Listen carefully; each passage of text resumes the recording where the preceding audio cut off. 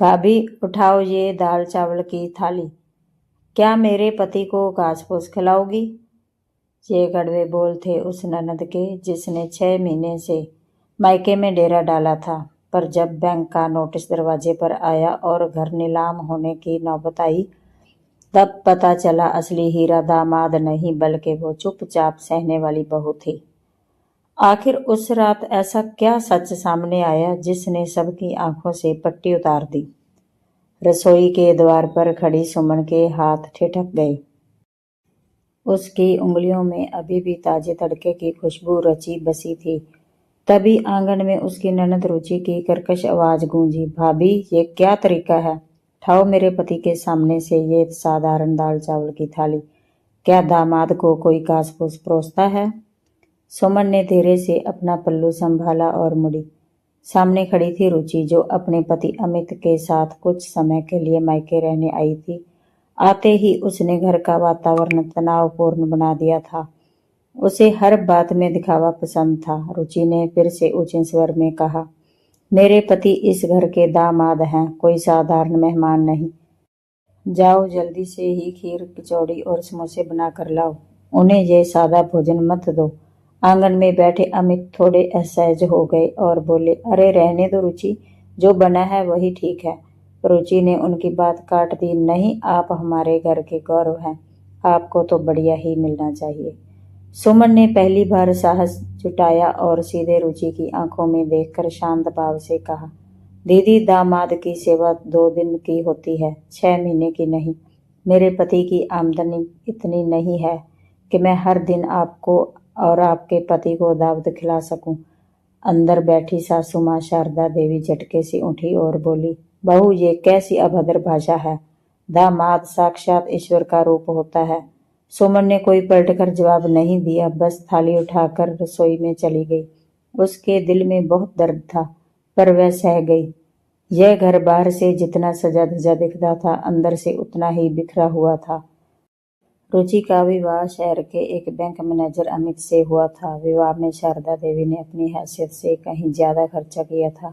आधा घर कर्ज में डूब चुका था और जमा पूंजी खत्म हो चुकी थी। सुमन के पति रवि एक छोटी कंपनी में काम करते थे, जिनकी सीमित कमाई थी। घर का सारा खर्च चलता था। रुचि पहले भी मायके आती रहती थी, पर इस बार वह 6 महीने के लिए रहने आ गई थी। अमित का तबादला रुका हुआ था, इसलिए वे यहीं रह रहे थे। सुमन समझ रही थी कि 2 एक्स्ट्रा लोगों का मतलब है ज्यादा खर्चा। रुचि को हर दिन कुछ खास चाहिए होता था और उसका एक ही रट थी, मेरे पति दामाद हैं। उस रात रवि ने सुमन से कहा, आज तुमने ठीक नहीं किया, माँ को बुरा लगा। सुमन ने उत्तर दिया, रवि तुम्हारी कमाई 18,000 रुपए है। 8,000 किराने में जाते हैं, बाकी बिजली दवाई और राशन में। अब हर दिन कचौड़ी समोसे कहाँ से आएंगे? क्या मैं अपनी जान बेच दूं? रवि मौन रहा, क्योंकि वह सच जानता था, पर अपनी बहन के खिलाफ कुछ कह नहीं पाता था। उसे अपनी पत्नी की तकलीफ दिखती थी, पर वह मजबूर था। अगले दिन सुबह रुचि ने फिर फरमाइश की, भाभी आज आलू के पराठे और रायता बना देना। सुमन ने शांत स्वर में कहा, घर में आलू नहीं है। रुचि तिलमिला उठी, तो मंगवा लो, सुमन ने कहा। आज पैसे नहीं हैं। यह सुनते ही रुचि आग बबूला हो गई। तुम्हारे पास हमेशा यही बहाने होते हैं। शारदा देवी ने बीच बचाव करना चाहा, पर सुमन ने साफ कर दिया कि वह और ज्यादा धार नहीं ले सकती। अमित चुपचाप उठकर बाहर चले गए। उन्हें अपनी पत्नी का यह व्यवहार पसंद नहीं आ रहा था। उस दिन के बाद घर में सन्नाटा छा गया। रुचि अब सीधे बात नहीं करती थी, पर ताने कसने का कोई मौका नहीं छोड़ती थी। एक दिन उसने पड़ोस की औरतों के सामने कहा, मेरी भाभी को दामाद का सम्मान करना नहीं आता। सुमन का आत्मसम्मान जाग उठा और उसने सबके सामने कहा, सम्मान दिल से होता है दीदी, पकवानों से नहीं। शारदा देवी ने सुमन को अंदर खींच लिया। घर की बातें बाहर क्यों ले गई? सुमन ने उत्तर दिया, मैं नहीं लाई माँ जी, दीदी लाई थी। उस रात सुमन जब पानी लेने रसोई में गई तो उसने अमित को अकेले बैठे देखा। अमित ने कहा, भाभी सच कहूँ तो मुझे यह सादा भोजन ही पसंद है। रुचि को दिखावे की आदत है, पर मैं जानता हूँ कि घर के हालत क्या है।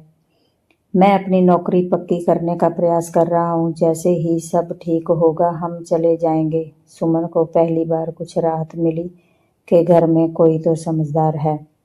2 दिन बाद घर के दरवाजे पर बैंक का एक आदमी आया। उसने रवि को एक नोटिस दिया। आपके नाम पर लिया गया कर्ज 3 महीने से जमा नहीं हुआ है। शारदा देवी के हाथ से चाय का गिलास गिर गया। वह कर्ज रुचि की शादी के समय लिया गया था। बैंक वाले ने कहा कि अगर 1 हफ्ते में पैसे जमा नहीं हुए तो घर कुर्क हो जाएगा। आंगन में भारी सन्नाटा छा गया। अब सवाल केवल भोजन का नहीं, घर बचाने का था। सुमन ने रवि से पूछा, कितनी किस्त बाकी है? रवि ने बताया, 60,000। सुमन के पांव तले जमीन खिसक गई। वह जानती थी कि उनके पास इतने पैसे नहीं हैं। दूसरी ओर अमित और रुचि के बीच भी लड़ाई हुई। अमित ने कहा, दिखावे से सम्मान नहीं मिलता रुचि। रुचि को पहली बार अपनी भूल का एहसास हुआ। अगले दिन से रुचि ने रसोई में हाथ बटाना शुरू किया। पहले जहां कड़वे बोल थे, वहां अब एक गंभीर खामोशी थी। अमित ने सबको आंगन में बुलाकर कहा, शादी का खर्चा मेरी भी जिम्मेदारी थी। अगर कर्ज चुकाना है तो मैं भी मदद करूंगा। शारदा देवी बोली, नहीं बेटा, दामाद से पैसे नहीं लेते। पर अमित ने साफ किया कि अगर वह इस घर का हिस्सा है तो जिम्मेदारी भी उसकी है। उसी रात सुमन ने अपनी अलमारी से अपने शादी के गहने निकाले। रवि ने मना किया, पर सुमन ने कहा, घर बचाना ज्यादा जरूरी है। अगले दिन उसने गहने बेचकर 25,000 रुपए दिए। रुचि दूर खड़ी ये सब देख रही थी। उसका दिल शर्म से भर गया। बैंक मैनेजर जब घर आए तो एक और रहस्य खुला। कर्ज के कागजों पर केवल रवि का नहीं बल्कि अमित का नाम भी गारंटर के रूप में था। अमित ने शादी से पहले चुपचाप ये दस्तखत किए थे ताकि शादी में पैसों की कमी ना हो। सुमन की आंखों में अमित के लिए सम्मान और बढ़ गया। मैनेजर ने बताया कि अब किस्तें कम हो गई हैं और घर सुरक्षित है। रुचि रोते हुए सुमन के पास गई और माफी मांगी। भाभी, मैं समझती थी दामाद का पद सबसे ऊंचा है, पर आज समझा कि असली बात तो जिम्मेदारी निभाने से मिलता है। मुझे माफ कर दो। सुमन ने उसे गले लगा लिया। जाने से पहले रुचि ने खुद रसोई संभाली और सबके लिए सादा दाल चावल बनाया। उसने मुस्कुराकर कहा, आज दामाद यही खाएंगे। अमित ने कहा, यह दुनिया का सबसे स्वादिष्ट भोजन है। कुछ महीनों बाद अमित को पक्की नौकरी मिल गई और वह दोनों शहर चले गए। वह हर महीने कर्ज की किस्त का अपना हिस्सा भेजते रहे। शारदा देवी ने पड़ोस में गर्व से कहा, दामाद वही अच्छा जो बेटे की तरह जिम्मेदारी निभाए। और सुमन ने अंत में केवल इतना कहा, घर केवल दिखावे से नहीं, आपसी समझ और जिम्मेदारी से चलता है।